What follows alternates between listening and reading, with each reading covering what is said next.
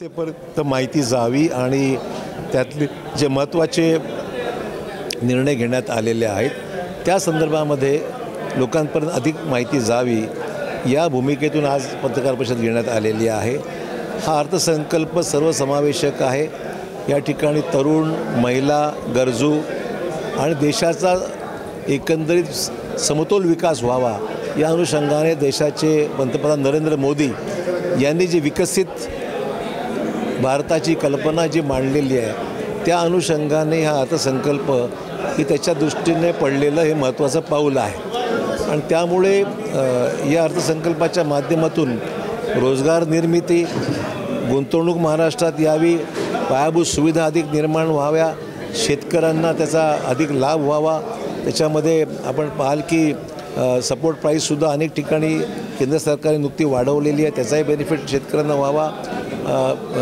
अशा अनेक तरतुदी करण्यात आल्या आहेत। तरुणांना त्या ठिकाणी इंटर्नशिपसाठी सुद्धा पैसे देण्यात आले आहेत। त्याला ट्रेनिंग देण्याच्या बाबतीत 6,000 ते 10,000 रुपये महिला देण्याची तरतूद करण्यात आलेली आहे।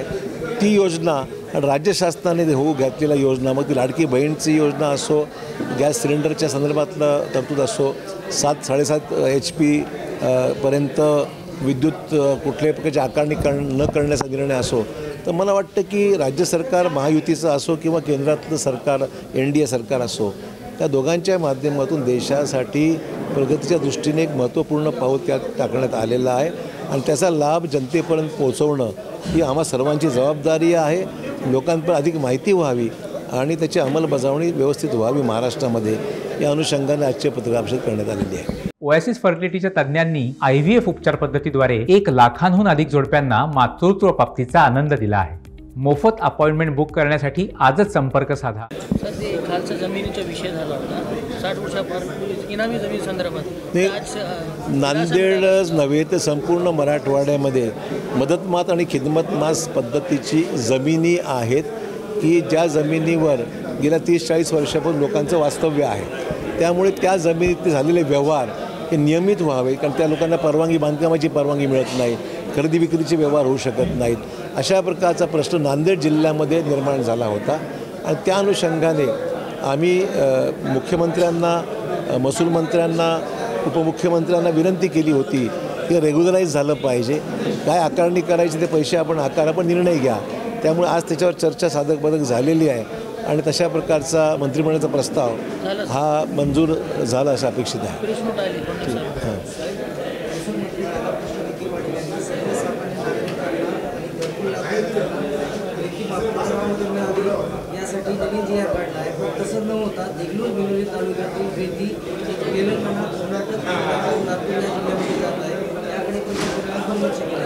आम्ही त्याच्यामध्ये लक्ष देऊ आणि अशा प्रकारचे गैरप्रकार जर होत असतील तर जिल्हाधिकाऱ्यांना सांगून त्याला प्रतिबंध केला पाहिजे।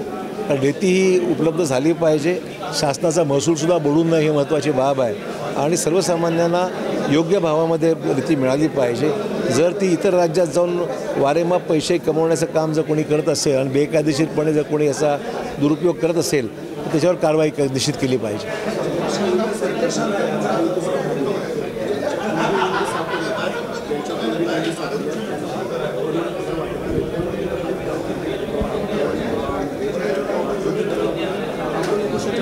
मला वाटतं हे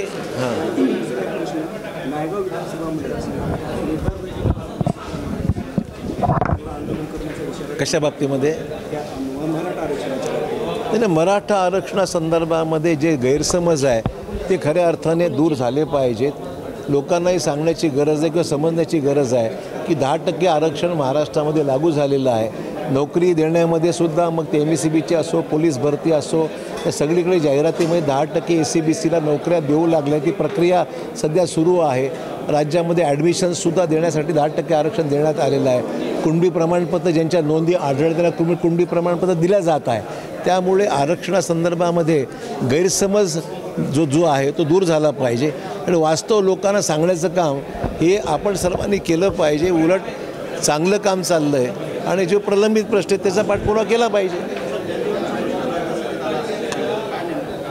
ते जलजीवन मिशनचं काम सर्वत्र राज्यामध्ये सुरू आहे, मग त्याला गती देऊन ज्या कामाला पूर्णत्वास नेणं महत्त्वाचं आहे। नांदेडमध्ये सुद्धा हे काम चालू आहे परंतु त्याला पूर्णत्वास नेण्याकरता आपण अधिक गती देण्याची गरज आहे आणि म्हणून ही बाब मी उपमुख्यमंत्र्यांच्या निर्देश आणून दिली. राज्यसभेच्या प्रश्नाच्या माध्यमातून मी केंद्रीय मंत्र्यांना अवगत केलं आहे की ह्याला लक्ष देण्याची गरज आहे आणि त्या दृष्टीने केंद्राने लक्ष दिलं आहे आणि मला खात्री आहे जे काय काम उर्वरित राहिलेलं आहे ते लवकर पूर्ण होईल. ठीक आहे ना, जर कामं होत नसतील तर कारवाई केली पाहिजे.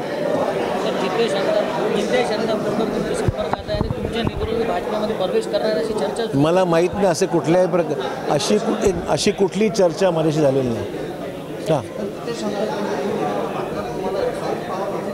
काय म्हणता आणि काय नाही, चर्चा काहीच नाही या विषयावर चर्चा काही नाही. अनेक वेळा भेटतात ना, अनेक लोक मला इतर पक्षातली भेटतात, काँग्रेसचे जुने सहकारी भेटतात, त्याचा काही प्रॉब्लेम नाही. त्याला काय प्रॉब्लेम कशामुळे नाही असं आहे की जे मी ऐकलं आणि वाचलं आज वृत्तपत्रामध्ये ही बाब अतिशय गंभीर आहे. महानगरपालिकेने शहरामध्ये वाढलेली झाडं आहेत ती थोडंसं छाटली पाहिजेत आणि लोकांना जीवाला धोका होऊ नये दक्षता घेऊन त्या ठिकाणी योग्य ती कारवाई केली पाहिजे.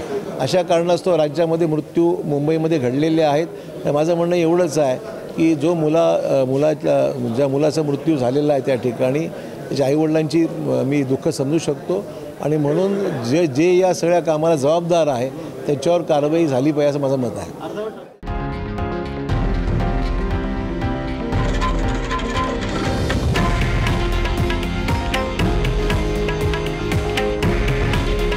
हे आहे देशातील नंबर 1 न्यूज नेटवर्क आणि आपण पाहत आहात TV9 मराठी. काळजी तुमची, हित महाराष्ट्राचं.